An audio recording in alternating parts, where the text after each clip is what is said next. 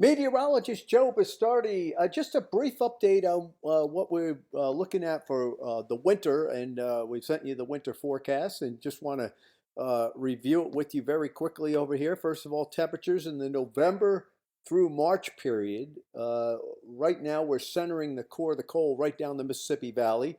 We may have to shift that a bit further west with time. I want to see how the Pacific sea surface temperatures are turning out. But if you follow us on Weather Bell, we were talking about this endless summer idea, and then a sudden snap to winter, and I still think that that's going to be the case. Now, around the Great Lakes, this gets very interesting because the warmer it is, the more that if you get some pretty good cold shots in November and December, you're going to have a huge lake effect season. And the warmer it stays, even in the central plains to the eastern part of the United States, the more the danger of a snowstorm that snaps a lot of trees because there's still foliage on it. So that's something to consider. And our snow forecast for the entire winter, this is first to last flake, resembles last year, and with good reason. Now, when we look at what the modeling is saying, you notice how the modeling is not bringing the cold into the United States.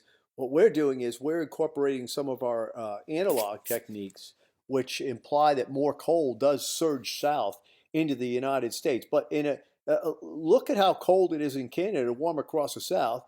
That means there's a natural fight zone that's going to be set up in a lot of the blank industries area, right? I mean, uh, because warmer than normal in Texas, let's say.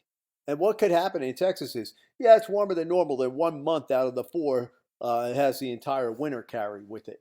But in the northern plains, that kind of repetitive pattern, and last year the model was very similar, leads to above normal precipitation in a lot of places, and that's going to be snow and ice. And it's like a Johnny Cash song, "The blood, the guts, and the beers." Boy named Sue. Well, winter with snow, and so we are anticipating another big year. Um, I'm not so sure that it pulses like last year. Remember last year we go through periods. It'd be 3 weeks and a bunch of stuff would hit, and then his back's off. Then that's a much in closer forecast look.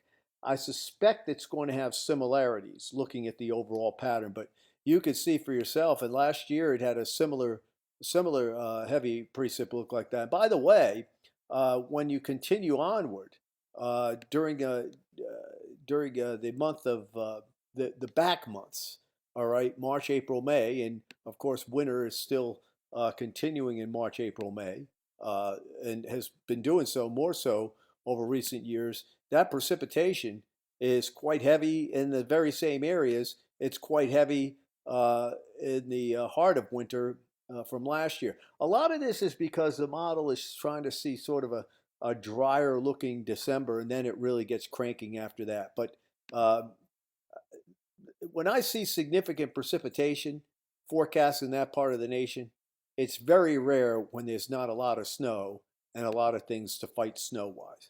Okay, that's it for now. Thanks a lot for appreciate your loyalty over the years. I believe we got a big season coming up, and it's always been my pleasure to sort of escort you through the season. Enjoy the weather; it's the only weather you got.